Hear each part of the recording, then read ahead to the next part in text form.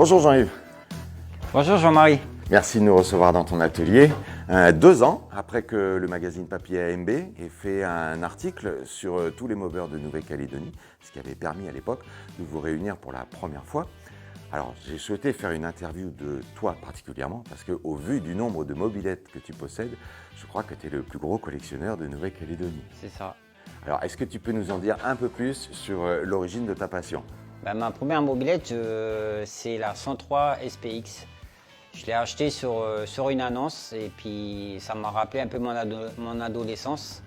Et voilà, c'est ma première mobylette. Quand j'ai acheté celle-là, j'ai tout fait pour rouler avec. J'ai rencontré des amis qui en avaient aussi, qui étaient en cours de restauration.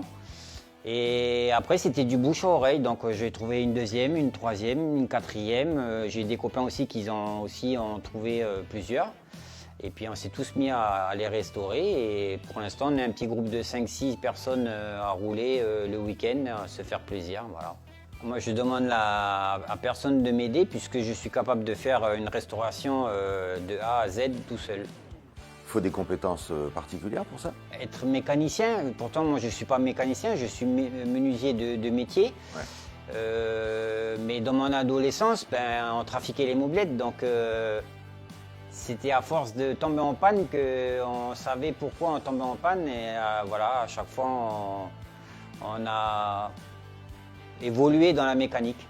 Quand je trouve une mobylette, elles ne sont pas dans ces états-là.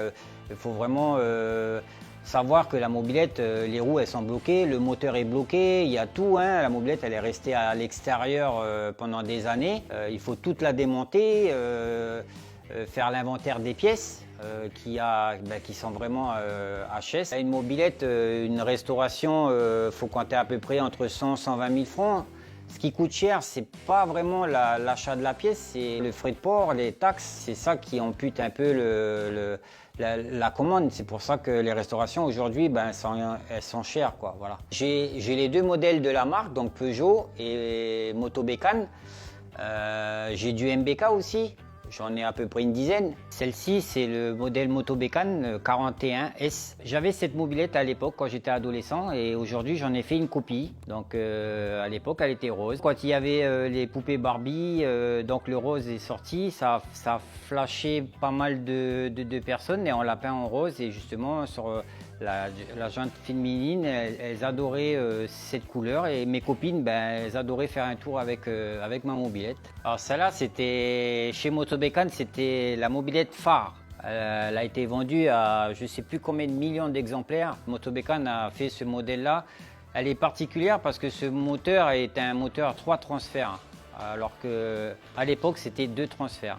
Il y a un bleu qui était au catalogue, une décoration qui était au catalogue, avec les bandes comme ça en dégradé de bleu. C'est ça, là c'est comme si elle était sortie du magasin Moto Bécane qui était sur Nouméa. Bon alors là maintenant, on tape dans le dur, on sort les muscles avec des modèles Racing.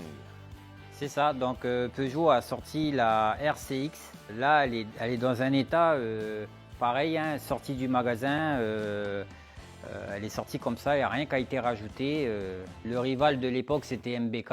Donc MBK a sorti aussi les muscles et a sorti la Magnum Racing XR. Ça a fait vraiment 2 modèles sportifs de la gamme des mobylettes. Alors là, ça c'est la Moto Bécane, c'est la Chaudron. Donc la mamie, elle a 62 ans à peu près. C'était les mobylettes mythiques de l'époque. Les Français allaient travailler à l'usine avec la Chaudron ou la bleue.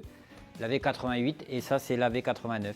Alors là on a pareil, on a du Moto Bécane. Donc voilà, le châssis c'est toujours le même dans l'évolution parce que Moto Bécane a produit la 51 Super. À un moment donné, Moto Bécane a fait faillite, il s'est fait racheter par les Japonais, donc la marque Yamaha. Oui. Yamaha a récupéré le stock de pièces de Moto Bécane et on a fait des séries limitées. Donc on retrouve la Magnum, on retrouve la Club Salsa, la Club Jazz, la Passion. Bon, il y a d'autres modèles encore. Depuis notre première rencontre, je crois que vous vous êtes constitué en association. C'est ça, c'est tout récent. On est en train de monter le bureau pour l'association. Et on a aussi un groupe Facebook qui s'appelle Mob Passion NC. Si vous voulez nous rejoindre, il n'y a pas de souci. Vous êtes les bienvenus. Et on vous aidera dans une future restauration de vos mobylettes si vous en possédez une. On a du succès tous les week-ends quand on fait des balades. Des gens qui ne nous connaissent pas mais qui nous saluent. Ouais, c'est remarquable, vous faites vraiment un bon boulot qui concourt à la conservation du patrimoine calédonien. C'est ce qu'on recherche aussi. Tous les amateurs vous remercient. Il n'y a pas de souci. Merci Jean-Marie. À bientôt sur les routes. Merci, Au au revoir. Jean-Marie.